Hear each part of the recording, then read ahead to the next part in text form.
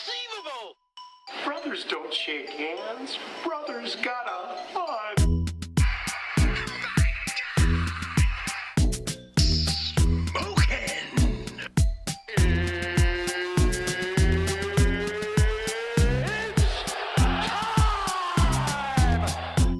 Welcome to the Cheap Seats and Stickman podcast.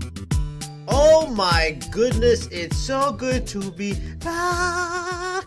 Welcome to an all new episode of Cheap Seats and the Stickman podcast.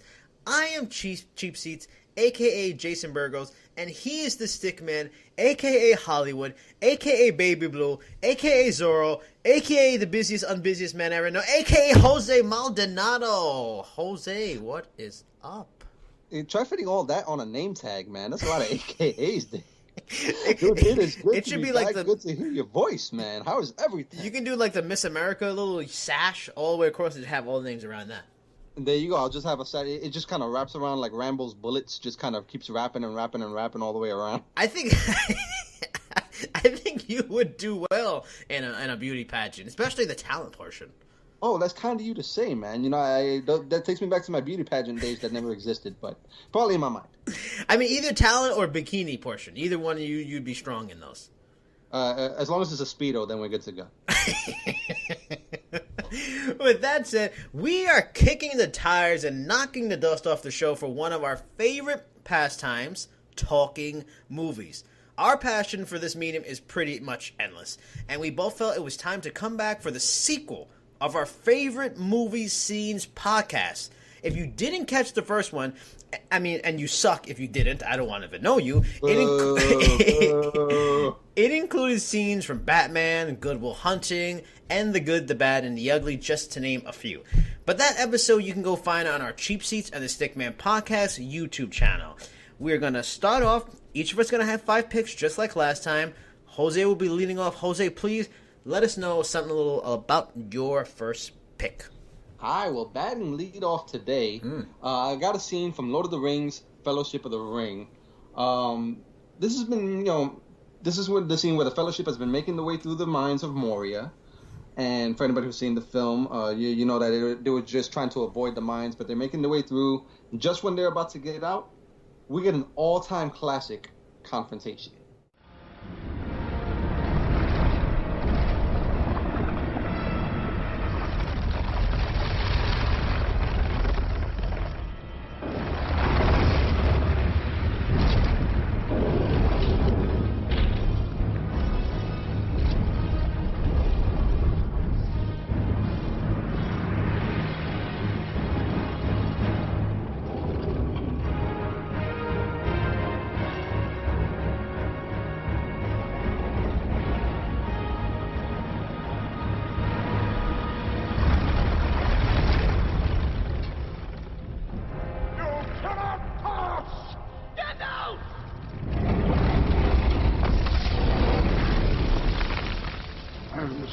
To the secret fire, wielder of the flame of Arnor.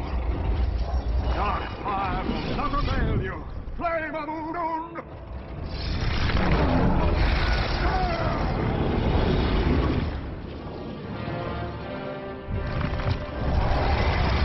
Go back to the shadow.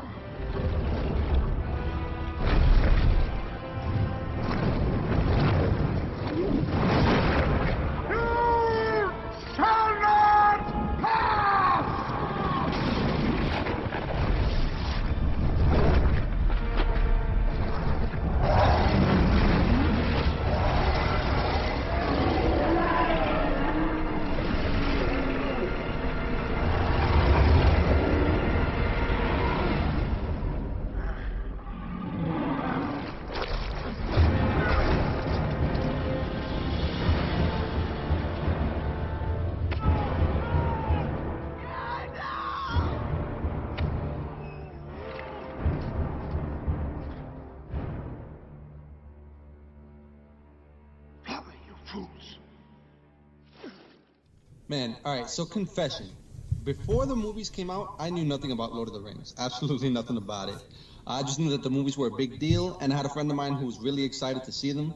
So, a group of us just kind of went to check it out, and I went into this blind. Naturally, the movie had blown me away, but this was the scene that sealed it for me. When the Balrog emerged from the darkness, it was one of those moments you have in the movies where you're just completely taken aback. It was one of the best CGI sequences I had ever seen. One of the greatest creations, that I've seen in a movie, and I was just, a little kid again when I was watching this.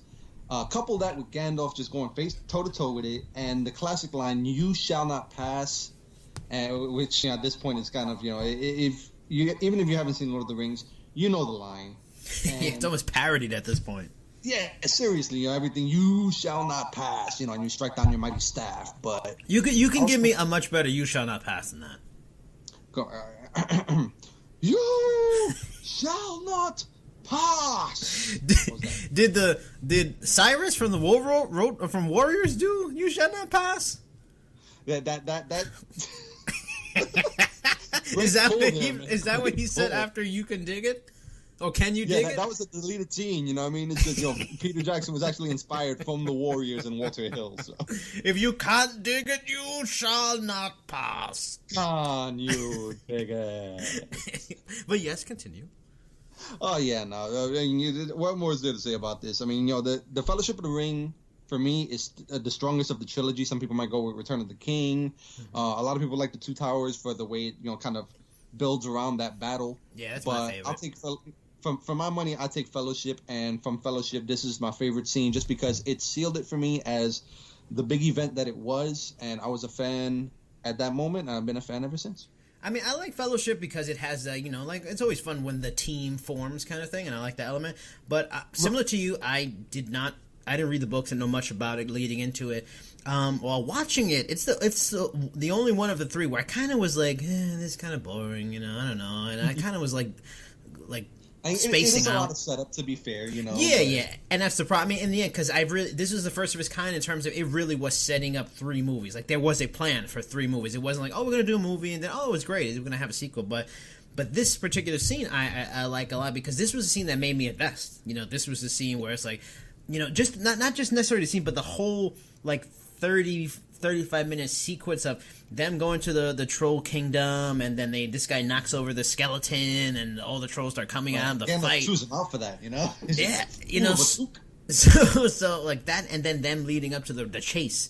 That was maybe, oh man, this is really good. Like that's when it got me. But yeah, I mean, it's just great effects. This you really realize.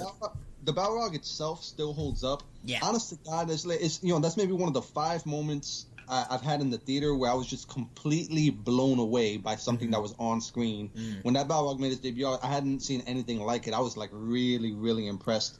And yeah, it still holds up today, man. Yeah, because it's relatively simple. It's like just a body figure like in fire and like a tail. Like it's intimidating in a simple form, and yeah, I can totally see that being something that still stands up another 15-20 years from now. Yeah, man, it really was a cool moment, and like you said, it's almost parodied at this point with Gandalf's line. Yep. But it just looking at that scene, you can see why Ian McKellen was the only one of the actors nominated for an Academy Award for any one of the Lord of the Rings movies. He just brings some gravitas to that role, and this was, the scene that really knocked it out of the park. So, and it's not only just establishing the movie, or even fans like me established investment. That was the movie that really, I think, helped, and maybe the scene that helped establish Ian as like a big deal star. Like, yeah, I forgot the name of the movie, but he kind of got some U.S. notoriety with that movie he did for Bryan Singer, where he was a Nazi, and the little boy finds him. Yeah, like he got some. I saw that, and so when he did Lord of the Rings, I was like, okay, I know him. But this was like, whoa, that's the guy from Apt Pupil. Right. He's awesome. Yeah, and he had done Magneto at that point from X-Men. That's right. That's true. You're right. To Leo's roots, but yeah, with this right here, he was cemented, and at that point, it was like, all right, Ian McKellen fandom. Yep. At that point. So. Now, moving on to my scene. I mean, this film, without a doubt, is in my top 3 favorite crime dramas ever. To have a movie led by the likes of Robert De Niro and Al Pacino is truly a special occasion. He is one of the best of its era, and this scene in particular was a showcase of 2 acting icons going face to face for the first time on screen. You know, we're sitting here, you and I, like a couple of regular fellas. You do what you do, I do what I gotta do. And now that we've been face to face, if I'm there and I gotta put you away, I won't like it. But I'll tell you, if it's between you and some poor bastard whose wife you're gonna turn into a widow, brother, you are going down.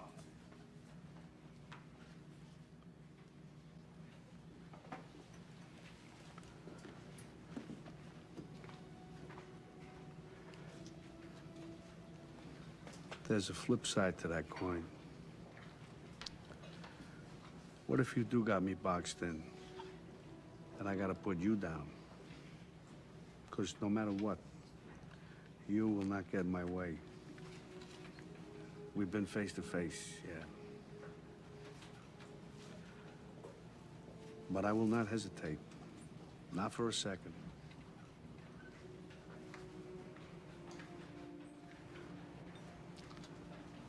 Maybe that's the way it'll be. Or, who knows? Well, maybe we'll never see each other again.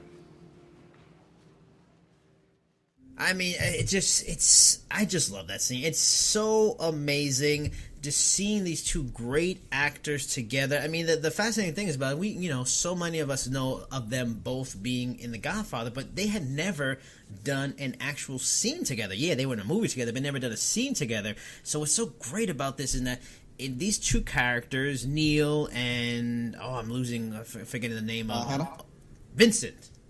Vincent. Yeah, Vincent and Neil, it's weird because it's not like there's not an anger there of the two characters. There's like this mutual respect because they're like veterans of their vocation. So they truly respect each other. There's like this intense, calm relaxation, even though they're putting their lives in danger and their goals in danger by meeting each other. Because what police officer has a sit down with the criminal he's been tracking for weeks and hoping to arrest? I'm sure his colleagues would not enjoy that he sat down with him and didn't arrest him or something.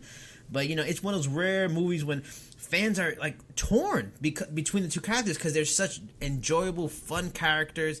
They're just so good at it. Their stories are, in a way, are somewhat sympathetic. Vincent's character, he's a cop who's doing all he can, but his marriage is starting to fall apart. He has this weird relationship with his girlfriend's daughter. Natalie Portman's in that movie, one of her early roles. She's great.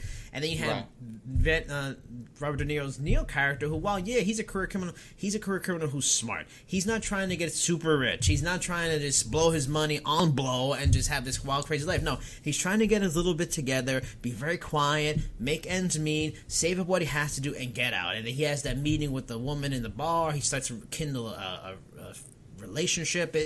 They're both so fun. You're torn in the scene. You're rooting for both of them. And in general, if you haven't seen Heat in general, you're doing yourself a disservice. It is a fantastic, amazing movie. Oh, without a doubt, man. And like you touched on, these characters aren't atypical characters. You take Macaulay's De Niro's villain Macaulay. Yeah. He's a dude who has his stuff together. I mean, he's doing this with an end goal, with kind of an end game in sight. And I love that line where he says, do I look like I have a Born to Lose tattoo on my chest? Yeah. This dude, he's a smart dude. He's calculating. He's a match for Hannah, who's this grizzled vet who's, seen it all, been there. And, at that point, Vincent Hanna's just so frustrated that he just actually literally pulls Macaulay aside and invites him for a cup of coffee, and that's how we get to this scene. Yeah. It's like they're counterpoints. They're opposite sides of the same coin, and they can kind of see where the other is coming from. But at the same time, they both got to do what they got to do, and they make that really clear at the end. If it comes to having to put you down, I will put you down. Mm-hmm. And you got two masters here at the top of it. Yep. You got two of the Godfathers here. I mean, all you needed was Brando serving them coffee. That was the only thing that was. Yep. But people have been wanting to see this for a long time, and it absolutely delivered. Pacino with his delivery, he's kind of playful with it. De Niro, the stoic villain, but he cracks a little smile when they're kind of on the same page. Just such a memorable scene, absolutely awesome stuff. And like you said, if you haven't seen Heat, do yourself a favor, go check it out. don't be put off by the runtime. It's almost at 3 hours, but it is 3 hours. Yeah. It is well spent, man. This is Michael Mann at his best, and it's an awesome flick, and this is just a little piece of that. It's one of those movies that's similar to like Jack Nicholson in The Departed. There was all these rumors about him being difficult, and there's a lot of scene chewing ongoing on by Nicholson. There's some scene chewing or expanding by Pacino with "Give me all you got! Give me all you got!" It wouldn't be a Pacino movie past 1990 if you didn't have some scenery. Yeah, like he was out of control. She's got a great ass, all that kind of nonsense. But he is amazing, and so is De Niro. But moving on, your number 2 pick, Jose. All right, well, my second scene, man, I'm digging into the annals of horror history and pulling out one of the classics, man. I'm going with the ending to John Carpenter's Halloween from 1978. Throughout this whole film, there's plenty of talk of the boogeyman coming to get you on Halloween and how, is it fact or fiction? It's just make-believe. But by the end of this movie, well, poor Jamie Lee Curtis, she finds out it might be true.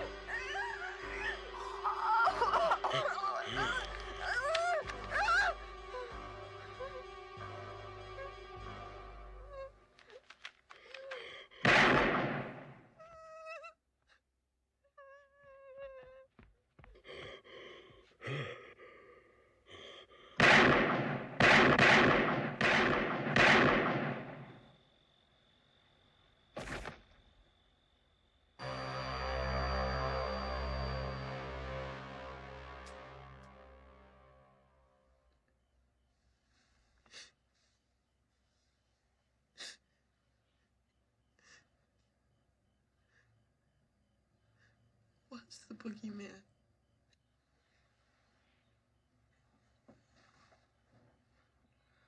As a matter of fact, it was.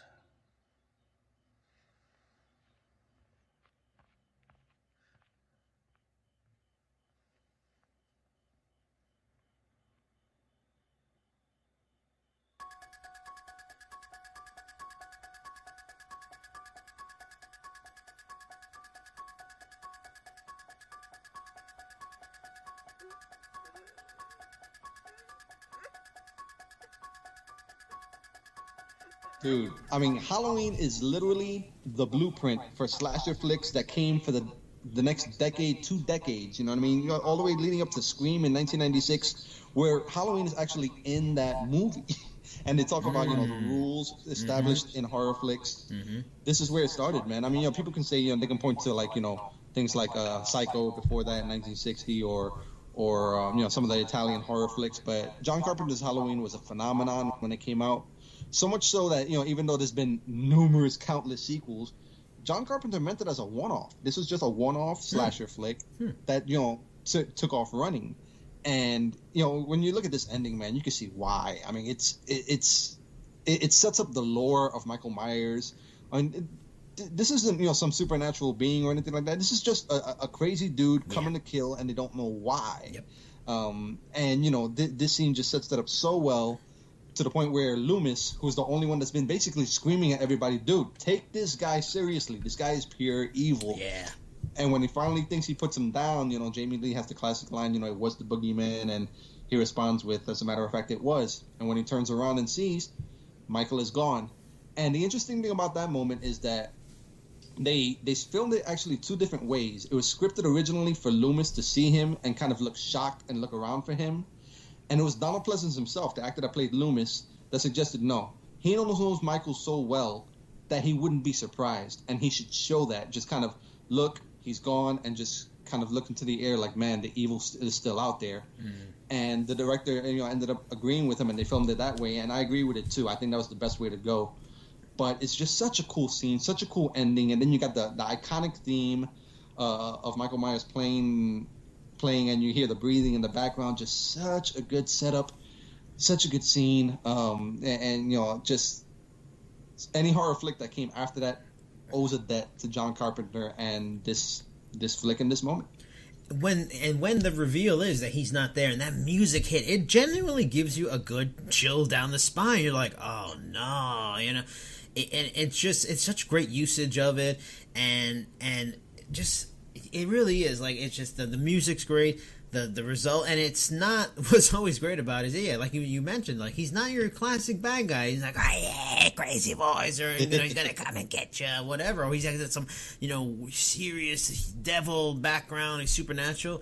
No, he's just a psychotic. Yeah, he's supernatural in his abilities to survive, but we don't really understand that till like Halloween 72 or whatever, which we did not need any explanation no for. yeah so, and that's always the best kind of villain, the one that you create in your mind. Like, there's not a lot, you got the basic story. What was great about the remake is I appreciated the Rob Zombie version where they go deeper into the psychology of what he dealt with, but like the mystery is always the best kind of fear at what you don't know, and that's what's so great about him. I mean, Jamie Lee Curtis does such an amazing job, and it stands the test of time, and that theme I love that theme. One time when, this is back in the day, this is for you kids that don't know about it, but when I used to take CDRs and make like CDR discs of like my favorite music, I had Halloween theme on one throwback. of them. So that's I love that theme so much. It's so good. And didn't like John Carpenter, he make that theme? Didn't he do the music for his earlier stuff? Yeah, he composed it himself. I mean, this was such a low-budget film. Yeah. He basically had to do it all himself, including the music. So he just kind of created that iconic theme. Like, I think he did the theme for his other movie, one of his other movies, is Escape from New York. I think he did the theme for that, too, which is another theme I love. But, yeah, just a classic, one of the best ever. Nothing like it, but... Yeah, and, early John Carpenter is so good. I mean, he had a three-peat there between this, Escape from New York, and The Thing, where it's just classic stuff. So John Carpenter was really rolling here, and it all started here. Yeah, and that's one of those early things where, like, an actor had a director had, like, a good acting combo, and that was, like, him with Kurt Russell with that one. With the Thing and Escape from New York. You didn't see that. I don't know if you saw it. Maybe we did, where you had, like, a director. No, you did. I'm sure he had directors. But anyway, he did good stuff with Kurt Russell. Anyway, moving on. Needless to say, they went well together. Yes, peanut butter and jelly. Well, after moving you with some classic thrills and chills, my second pick is going to dash all of that with just some straight, silly, lewd nonsense. Just like me. Seth Rogen and Evan Goldberg likely landed the job of producing the comic Preacher into a TV show because of this film. And as outlandish as this scene from This Is the End is, it too may have helped in getting that coveted opportunity. And this scene really is sexually outlandish. Let this be your parental advisory warning.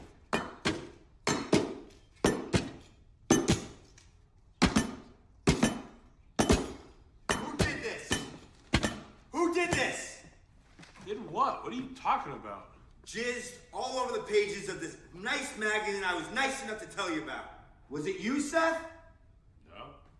No? It was me, Franco. I fucking made jizz in your magazine. What? When I fucking jack off long enough, I end up jizzing, dude. I'm assuming the same shit works for you? Real fucking smart answer. Why don't you fucking aim, huh? I have a particularly explosive ejaculate. It just goes everywhere. It's like a fucking wild fireman's hose. You just gotta grab on and pray to God it doesn't get in your eyes or your mouth. The fuck kind of jerking off is that? What, you never had any brothers? You didn't learn to jizz in a fucking sock or on a fucking tissue? No, I don't have any brothers. I was raised in a house of women. I highly doubt they fucking taught you to fucking close your eyes and fucking come wherever you want. I mean, you're getting all worked up over a fucking porno mag. Who has goddamn porno mags anymore? Welcome to the 21st century, Buck Rogers. You designed a house with fucking iPads in the walls. Yet you're jerking your dick like a goddamn pilgrim. That's right, man. I like to fucking read. You think that's the only thing I jerked off in here? I've been dropping loads around this fucking house like a goddamn dump truck. You don't come on my stuff. I'll come wherever the fuck I want, James. I'll fucking come in your kitchen. I'll come on your fucking art. I'll come anywhere I want. I will fucking come right on you. I will come like a fucking madman all over you, McBride. Ooh, I fucking wish you'd come on me right now. I fucking dare you to come on me.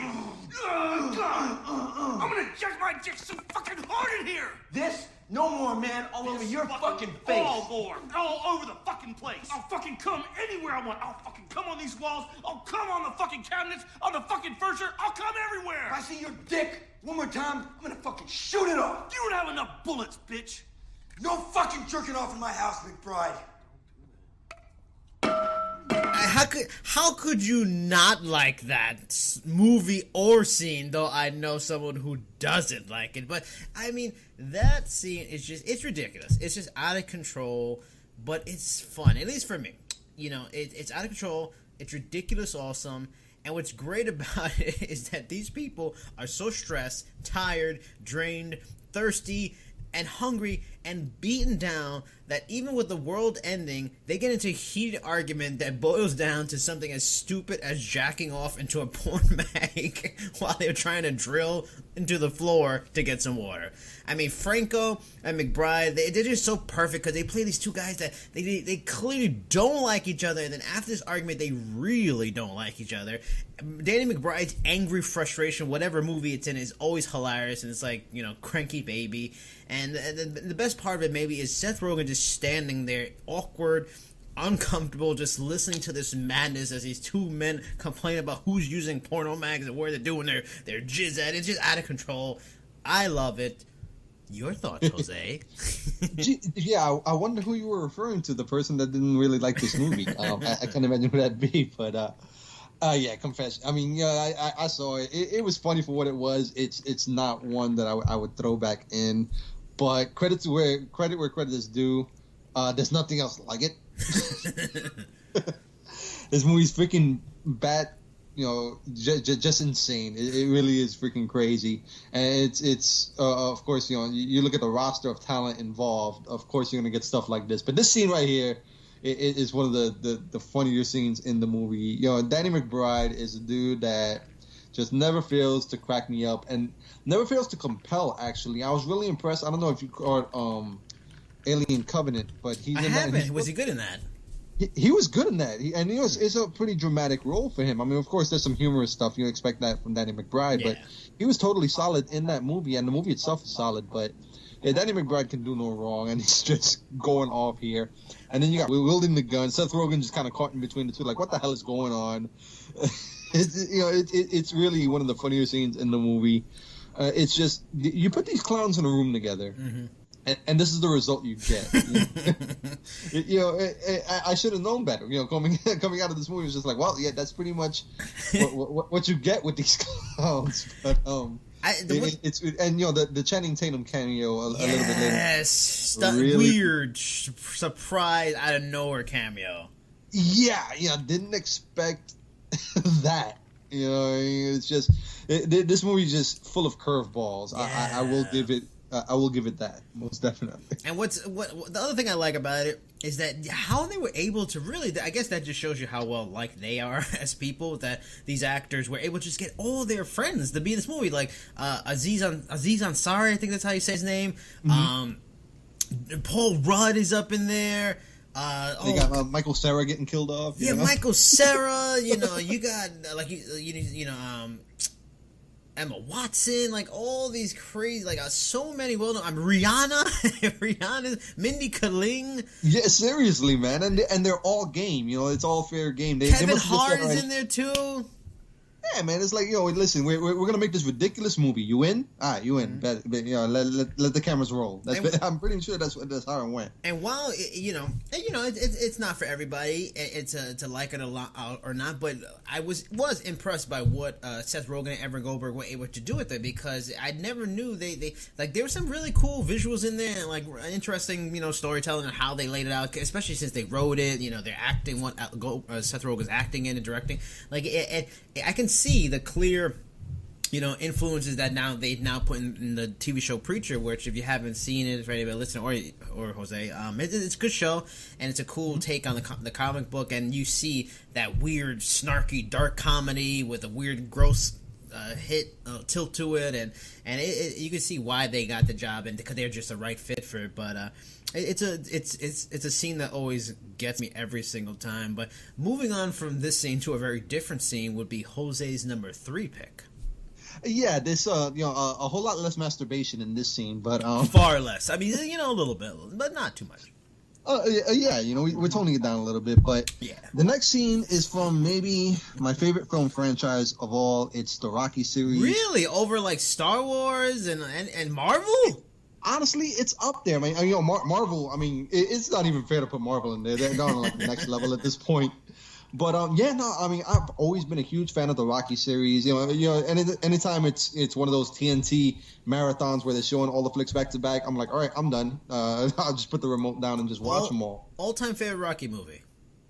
As odd as this sounds, Rocky 4. Yes. No wait. Yes. 4. Yes. It's the most comic booky of the series. I love it. Yeah, it's basically 90 minutes of montages, but man, is it glorious 80s cheese, I got like 2 of the songs on my iPod. Likewise, man. See, this is why we do podcasts together, man. We're on the same wavelength. Hearts on fire, strong deep. I could just get back and listen to that all day. There you go. Man, those are classics. Classic cheese bowl, the corn, the starch level from the corn is just infectious. Seriously, man. It's bad for you, but you just can't help yourself. You gotta know. But my scene here is actually from the very first one. The legit, great, best picture winning Rocky movie. This is right after Rocky finds out that he is fighting Apollo for the heavyweight title. He's getting his shot, down on his luck. And, he got to start training. So Rocky's first morning run is the scene I'm going with. And he fixes himself a rather unique breakfast, then heads towards what turns out to be now a very iconic landmark in the Rocky series. Buongiorno, signora Kramer. Sono Don Capo della WIBG Philadelphia. Come sta questa mattina? Signora Kramer. Ma dico, ha un bel coraggio a telefonarmi a quest'ora. Buongiorno.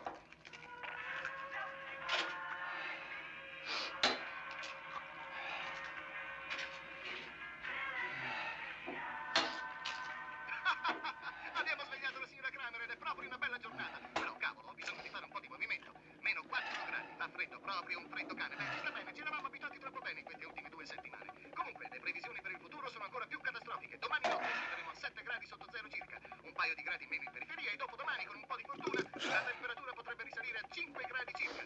Ma adesso fa meno 4 e fa un freddo cane. Cercate di coprirvi bene prima di uscire di casa, ok?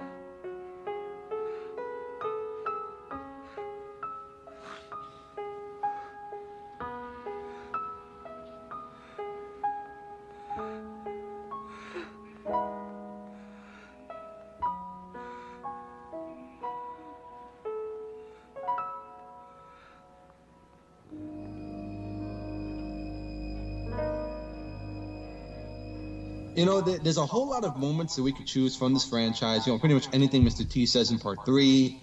You know, any of the fights. You know, when you talked about Rocky 4, all that good stuff.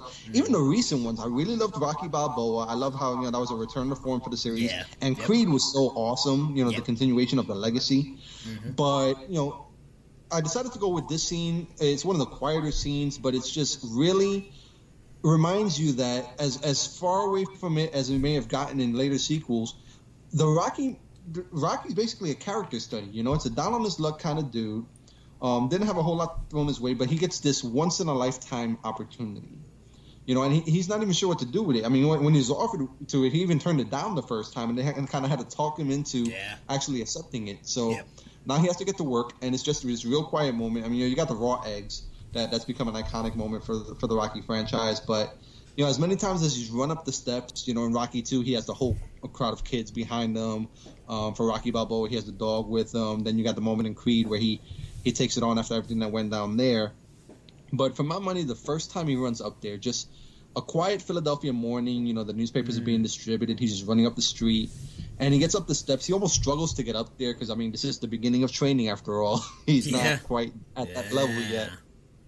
But when he makes it up there, you know, he kind of takes a look back and, you know, you see the Philadelphia landscape and he's making his way back down the steps.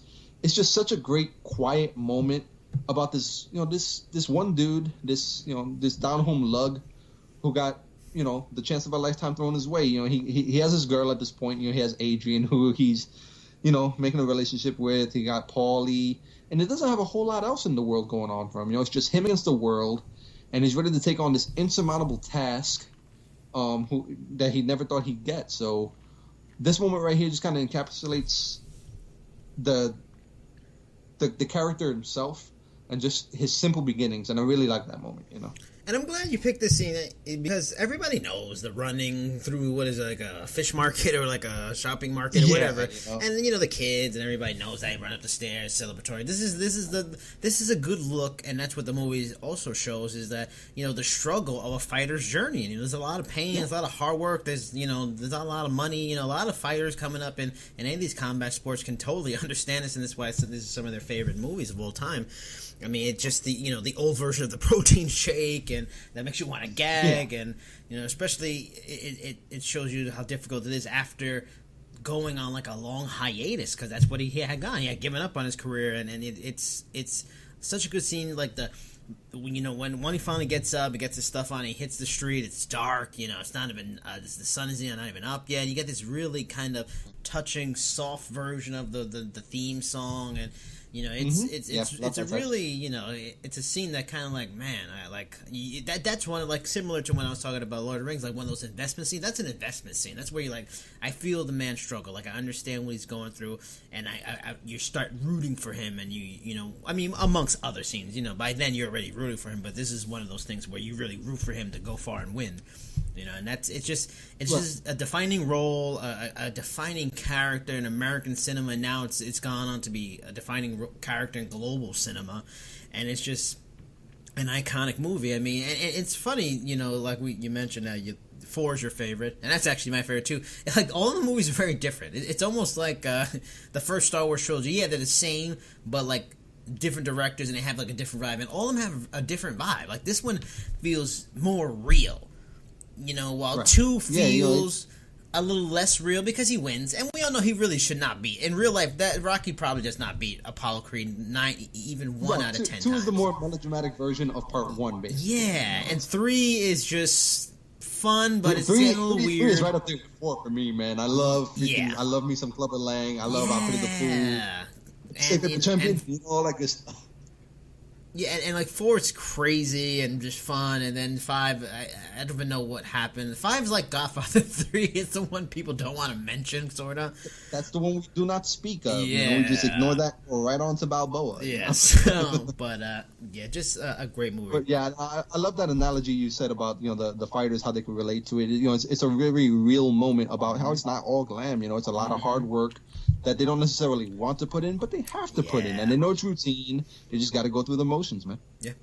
All right, for my third choice, I am taking a selection from a film I feel is filled with quite a few really great scenes. That film is Whiplash.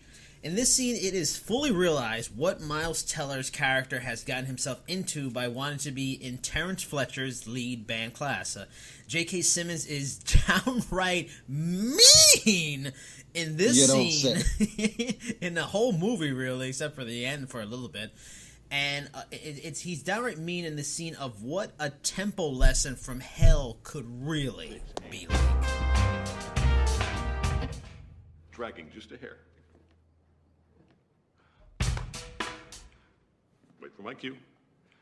5, 6, 7. Rushing. 5, 6, and dragging. 5, 6, and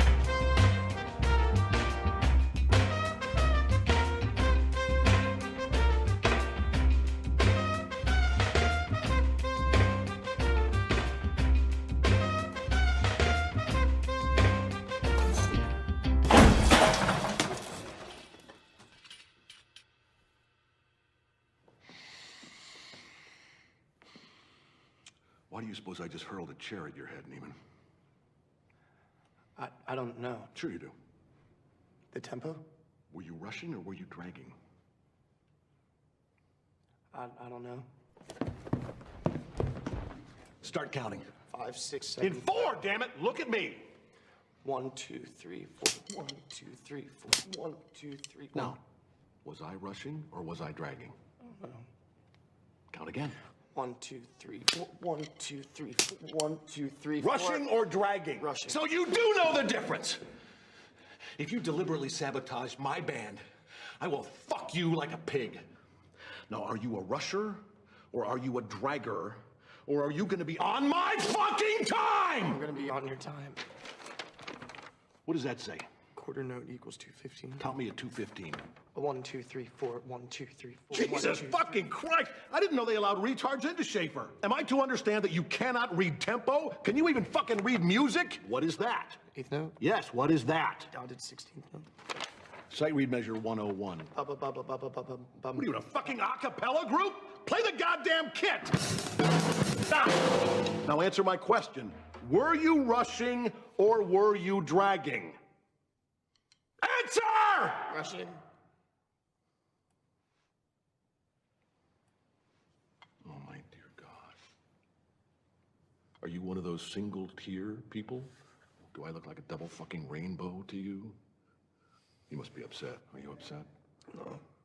No, so you just don't give a shit about any of this? I do give a shit about this. Are you upset? Yes or fucking no? Yes, you are upset. Yeah. Say it. I'm upset. Say it so the whole band can hear you. I'm upset. Louder! I'm upset. Louder! I'm upset. You are a worthless, friendless, faggot-lipped little piece of shit whose mommy left daddy when she figured out he wasn't Eugene O'Neill, and who is now weeping and slobbering all over my drum set like a fucking 9-year-old girl. So for the final father-fucking time, say it louder! I'm upset. Carl.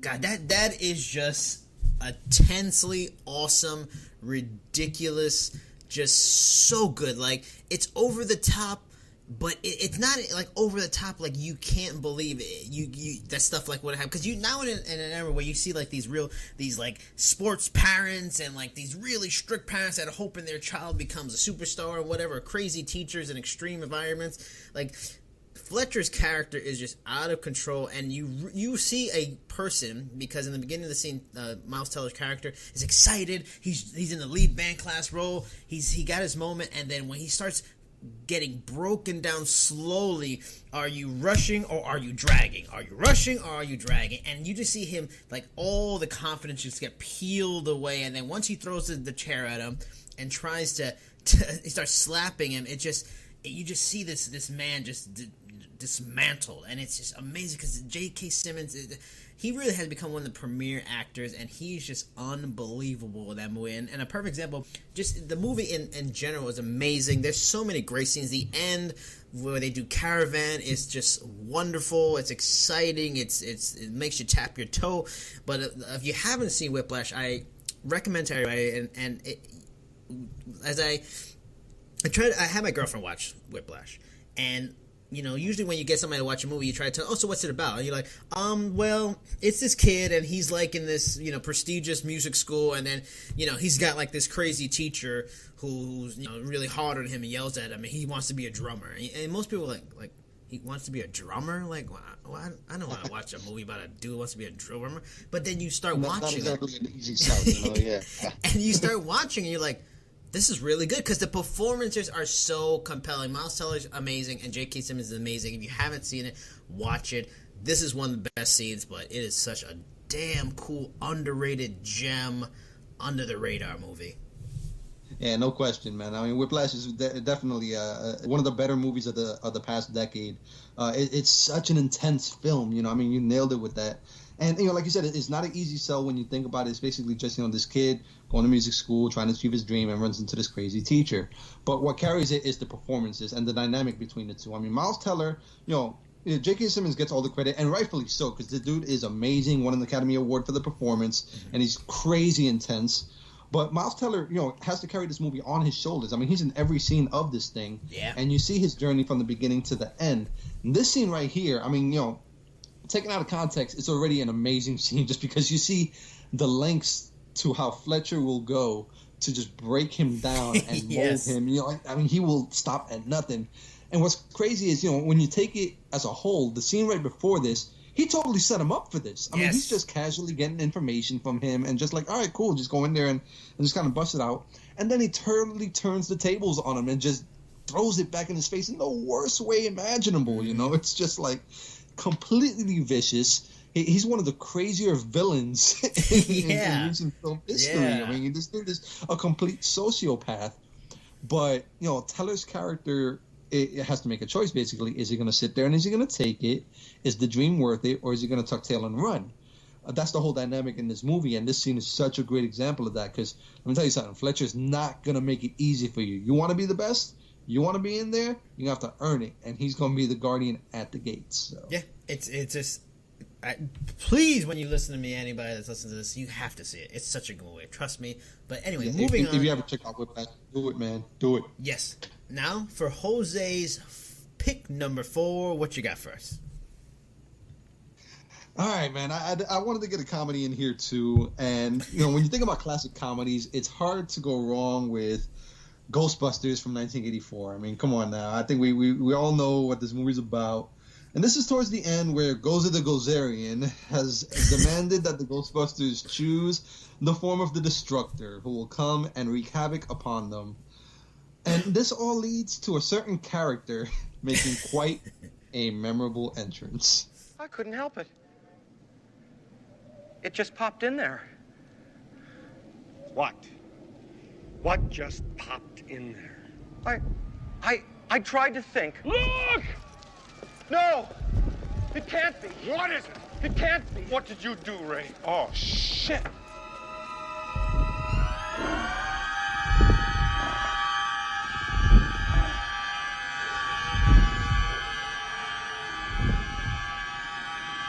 It's the Stay Puft Marshmallow Man.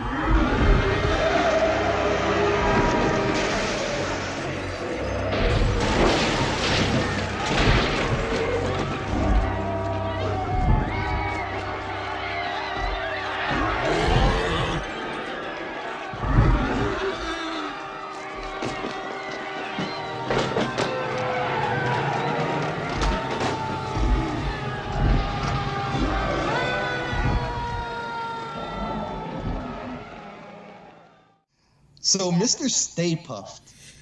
All right, show of hands, who saw that one coming? Yeah.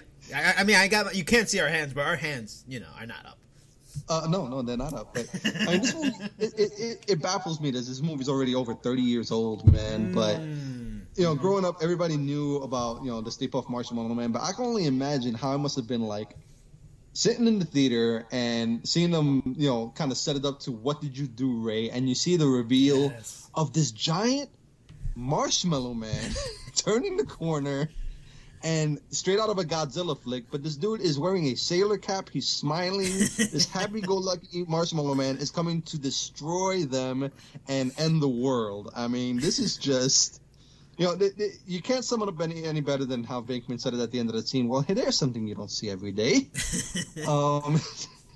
So many great moments from this flick. Could have gone with anything from Slimer, anything that Bill Murray says is Venkman. Yep. I love Egon character, his dry wit. But this scene right here is the scene that a lot of people remember just because of the absurdity of a giant marshmallow man coming down the streets of New York and just, taking them to town, man. I mean, this movie is absolutely hilarious. One of the greatest comedies of all time, and this is one of the funnier, more memorable scenes for my money. And what's funny, it's dated now, but this was really cool effect for like 1984 standards. Like that was, absolutely. I mean, really you, good. You think about it. And I just like Dan Aykroyd's, and his chemistry with Bill Murray is fantastic. I mean, all of them have great chemistry, but it can't be, and then what did you do, Ray? What did you do, Ray? Yeah, like he's so pathetic, but it's funny. Like you see the fear in his eyes because of the Stay Puft Man. But it's such a cool moment from a movie that far surpassed any expectations it had, and it's a classic case of genre blending. It showed that sci-fi can be funny and comedies can be wild and filled with like special effects. That wasn't necessarily something common for the time. Yeah, you might have some outliers that did that, but that really was like a hit movie. Like that, that was like a hit movie back when like 30 million, 40 million was like a hit movie. Oh yeah, for sure, man. This is different days of box office. Not that. But yeah, it was definitely, like you said, it exceeded expectations, and it kind of opened that door to where comedies can be big budget type movies as long as they're done right, and this is definitely that case. Yeah, I mean it's a classic. The sequel, the sequel's okay. I like it has its moments, but yeah, there's so many good things. The music was great in it too. Right. One of those classics. That's where the music and movies really started blending and became key factors for each other. Everybody's great. Really turning performance for all kinds of people. Really put Sigourney Weaver on the map. Even Rick Moranis could put him on the map. But that definitely, man, his character is another classic. It's an all-time sci-fi and comedy at this point because of what they've done. For my number 4 choice, this film is not just a cult classic. It might be what you might call a hood classic. Like The Warriors, it is a film I feel truly appreciated by a person that grew up like in the 1980s inner city. Like you really get it if you came from that kind of a upbringing. Berry Gordy's The Last Dragon put color, literally and figuratively, into the kung fu movie genre. And this scene made every kid at the time wish they had the glow if someone ever asked them, "Who's the master?"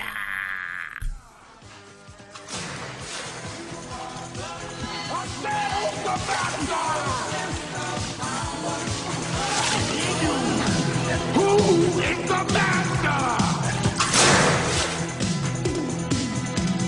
There is one place that you have not looked, and it is there, only there, that you shall find the master. You sure look like a master to me.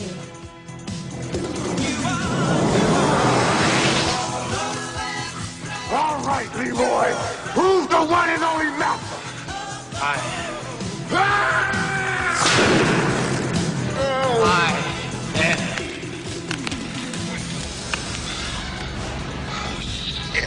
Oh, God damn. Let me go, motherfucker. Let me go.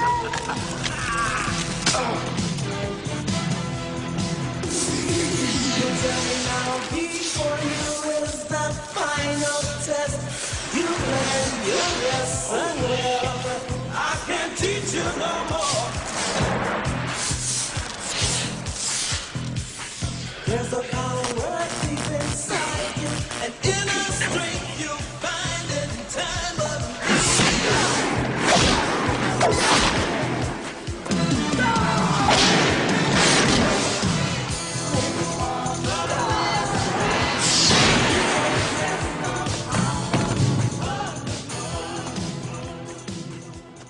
Come on, man, that scene is just awesome.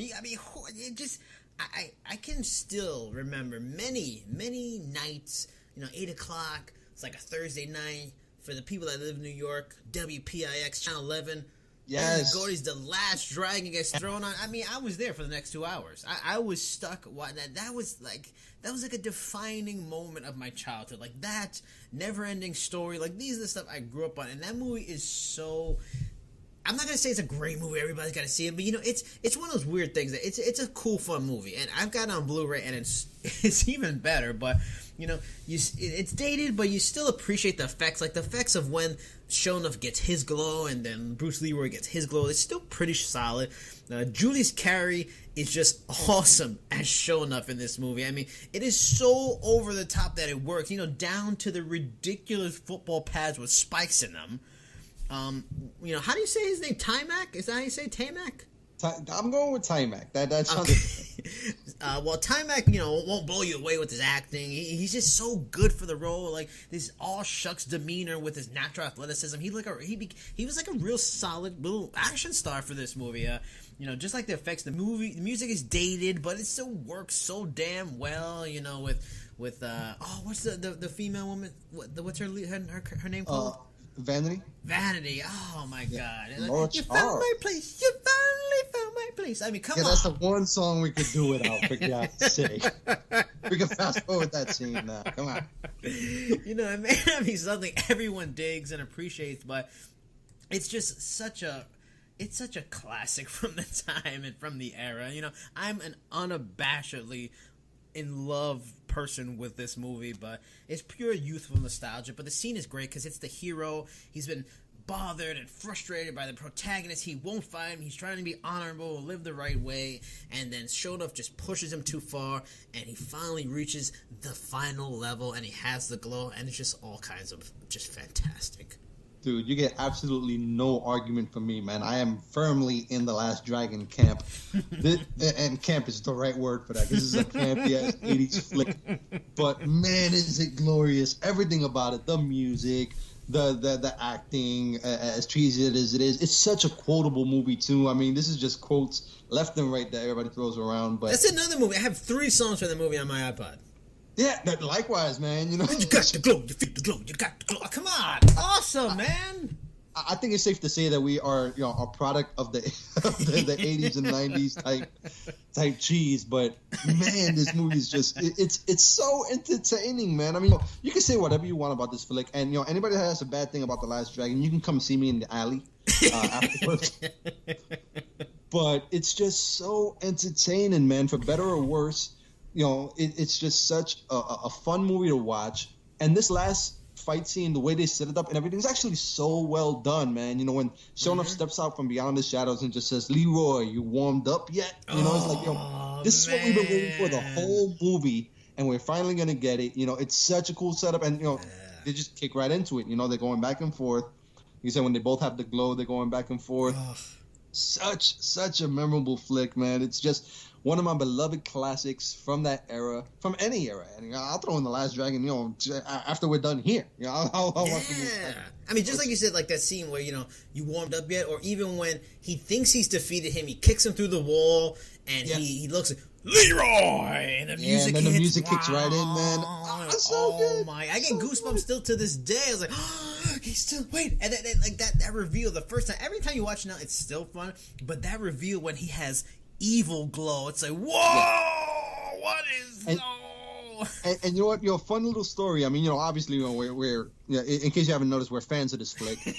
But, a little bit. If you want to test up how it holds up, a few years back, I actually showed it to a couple of friends of ours that were much younger than us. Some friends of ours, I showed it to their kids basically, and they loved it too. They thought it was a fun flick too. And these are kids that grew up like in the 2000s. They're probably a little bit more jaded than we are. Yeah. But they found it to be a fun flick too. It totally holds up because it's just so much fun. It knows what it is, and it's so good at going about what it is. You just love it, man. And this scene is such a great example of that.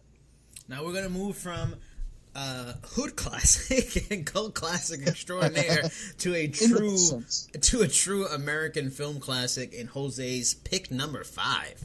Oh yeah, man, this is an all-timer right here. This is top 5 for me.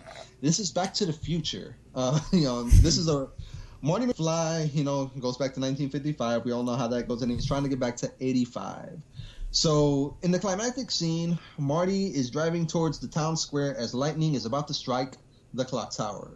Meanwhile, Doc is scrambling to get everything straight in order to send Marty back to 85. All of this adds up to a breathtaking race against time.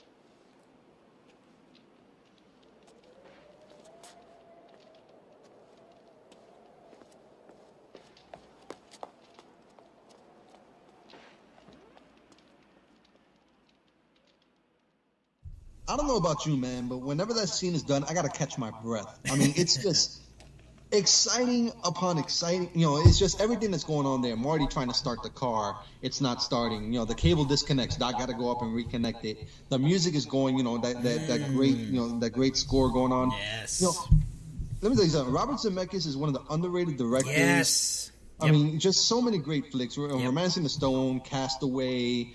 You know, What Lies Beneath, Forrest Gump, you know, it's just you know, such a great director. And this is him at the height of his powers. Such a classic scene, too. It's just, you know, it's so exciting. It's one of the great sequences in all of film. You know, everything about it is just so perfect, right up to where the lightning strikes the clock tower. You have that glorious movie sound effect of the lightning striking, you know, and it's just, when it hits the wire, you know, just in the nick of time. You know, Doc gets shocked back. He looks up and Marty's gone. It was a success. He can breathe. Marty can breathe. We can all breathe. You know, it's all done. But I mean, the movie is so great. It's one of those that I never get tired of watching. And this scene right here is just, you know, it makes you a kid again. It's a reminder of why we love movies in the first place. And it's just like, you know, with Ghostbusters. I mean, this was cutting edge premiere special effects for its time. You know, how they do the explosiveness of like the tires when you go into the future or go back to the past or whatever. You know, the lightning when you know, the clock tower gets hit and it goes down the wire and it hits the car. You know, this was like really cool stuff. I mean, and again, and that's why, you know, the 80s were so cool because it was like, it so much genre blending. And that was another kind of sci-fi comedy genre blending kind of thing. And that's the best thing, and you can see it till today. You know, the movies like Ghostbusters, Back to the Future, you can clearly see the influence of those movies in the Marvel movies. In that you have to, it's good to like the characters, and a good way to like characters is give them something funny. You know, you might put them in a more serious situation, but you know, ice it with a layer of fun and laughter, and it makes them.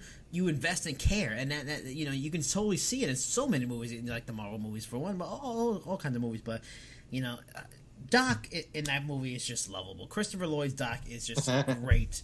You know, it's effects, even though to think that's over 30 years now too. You know, it's still good. And another thing we joked about before, things getting parody, like Gandalf's, you shall not pass. I mean, the joke of, oh, you want to speed it up to 88 miles per hour? That's another joke everybody uses just because that movie's so funny and so great and so memorable that it's one of a kind. That's one of the few movies that, you know what? I liked it more as a kid. It's not as good to me now, but the sequel was a cool sequel, was a cool direction.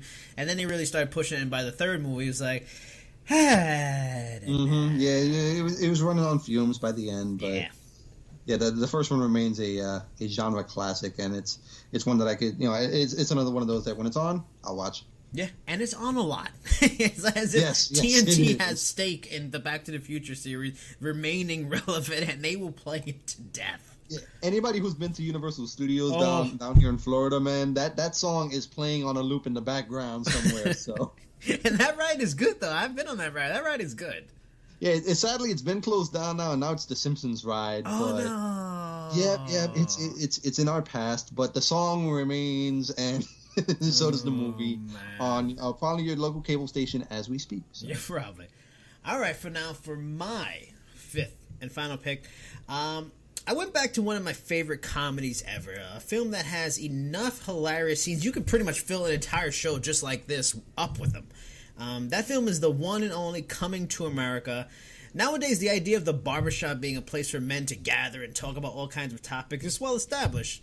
But this movie and these scenes, because it's a combo of scenes we're going to show you, help to put this pastime on the map in some truly hilarious ways. You must be out of your goddamn mind. Joe Louis, the greatest boxer ever lived. I'll be with you boys in a minute. He was bad in Cassius Clay. He bad in Sugar Ray. He bad in that. Who that? The new boy got? Mike Tyson. Look like a bulldog. He bad at him too. He done whipped Mike Tyson there. He whipped all their asses. What about Rocky Marciano? Oh, there they go. There they go. Every time I start talking about boxing, a white man got to pull Rocky Marciano out their ass. That's the one. That's the one. Rocky Marciano. Rocky Marciano. Let me tell you something once and for all. Rocky Marciano was good, but compared to Joe Louis, Rocky Marciano ain't shit. He beat Joe Louis's ass. That's right. He did whoop Joe Louis' ass. Joe Louis was 75 years old when they fought. I don't know how old he was, but he got his ass whooped. Joe Louis had come out of retirement to fight Rocky Marciano. The man was 76 years old. Joe Louis always lied about his age. He lied about his age all the time. One time, Frank Sinatra comes out here and sat down in this chair. And I said, Frank, you hang out with Joe Louis. Just between me and you, how old is Joe Louis? You know what Frank told me? He said, hey, Joe Louis is 137 years old. 137 years old. Oh, man, you ain't never meet no Frank Sinatra. Fuck you! Fuck you and fuck you! Wait a minute, wait. Stop right there. Listen, stop right there a minute. Man goes into a restaurant. You listening? A man goes into a restaurant, he sits down, he's having a bowl of soup. He says to the waiter, come, taste the soup. The waiter says, is there something wrong with the soup? He says, taste the soup. He says, is there something wrong with the soup? Is the soup too hot? He says, will you taste the soup? It's wrong. Is the soup too cold? Will you just taste the soup? All right, I'll taste the soup. Where's the spoon? Aha. Aha. What do you know from funny, you bastard? Aha! Aha! I mean, come on, man. I remember watching that Come to America when I was a kid. And there's so many, but the greatest moment to me, after watching a hilarious movie, fun story, just great stuff, is when they hit you with the end credit scene and you get them all talking in the barbershop for one last time, and they're revealing that these barbers and this old Jewish man are Eddie and Arsenio. I was like, what? What are you? Wait, no, this is not lying. That can't be. That doesn't look like Eddie Murphy. And how is the old white guy Eddie Murphy? There's no way that's him. And throughout that movie, you really like. I don't know if Eddie did it. I don't think he did it in many previous movies, but that was like the movie that put him on the map as this guy. He can just do other characters because he did the two guys in the barbershop. So did Arsenio. Then you got the classic. No, not that one. What's the classic? Oh, Sexual Chocolate. Sexual Chocolate. Yeah, Sexual Chocolate. You got Sexual Chocolate. He's Eddie Murphy's dad. Then you have the old Reverend Arsenio. It just. I mean, are there any other? I mean, I'm probably missing some more characters, but it just the movie's hilarious. It is one of the, to me, and I'll argue with anybody. On this one, I will do what Jose said, and you want to talk about it, I'll go in the alley with you. This is one of the best comedies I think ever made. I mean, maybe that might be, hyperbole. Maybe I'm getting crazy, but it's one of the best for sure of the 80s. But I think it's just one of the best era because it's a fun story. It's heartfelt. It's a love story.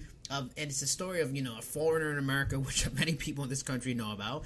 It's a story of a son trying to, mature into a man, a father trying to dictate what his son, should do because he feels like he knows what's best. The dichotomy of like an outside person coming into a new city and what the differences are like.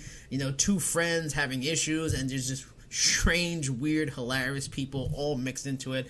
And coming to America, especially the barbershop scenes, are just it's just a slice of life served on a plate of Murphy and Hall comedy. Mwah, gold.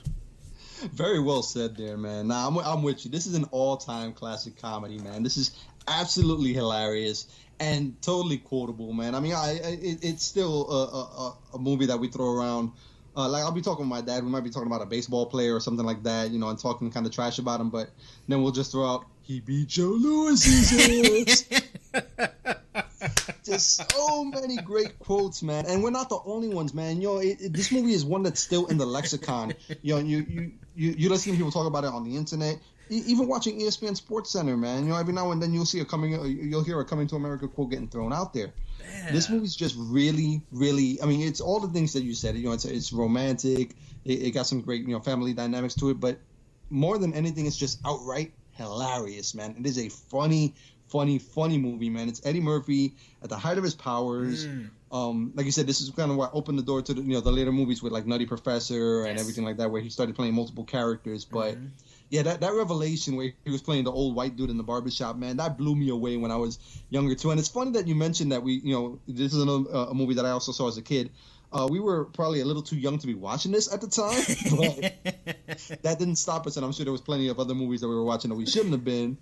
But this movie just totally holds up as, just a hilarious product of the 80s, and it still holds up today, man. And then, there's so many cool elements of it that resonate today in terms of, the barbershop atmosphere and a couple guys just talking and smack and whatever. And, nowadays, especially when in a world where we're going to have Floyd Mayweather fight Conor McGregor and you have boxing and MMA is so, big right now, who doesn't love a good fantasy debate on sports, be it combat sports or regular sports, and then them having the debate of who's the best boxer and like, what about Rocky Marciano? There they go, like getting mad, and then him saying that he beat Joe Louis's ass. At one point or another, man, we've been a part of a conversation like that, man, whether there's sports or guys, and we can appreciate that. And then also just the nonsense part. Oh, I knew somebody. He said, how old Joe Louis? 137 years old. He's 137 years old. Like, what are you talking about?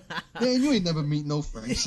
Yeah, like, and people know people like that. They just make a ridiculous point to try to give factual, basis to their points. And everybody knows, like, stuff like that. And it resonates so well with everybody. It's just a completely amazing movie. This whole podcast went very briskly. It went too quickly. It's a damn shame it's over or about to be over. Any final thoughts on some of these scenes, or maybe even, because we're gonna do this again, people. We love talking about movies, and we're gonna bring you some more. But any close calls you might have had into this 5 that maybe make into the next 5?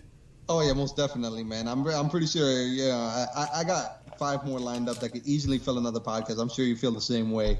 These are just so fun to do, man. And this is, like you said, this is something that we'll keep continuing, man.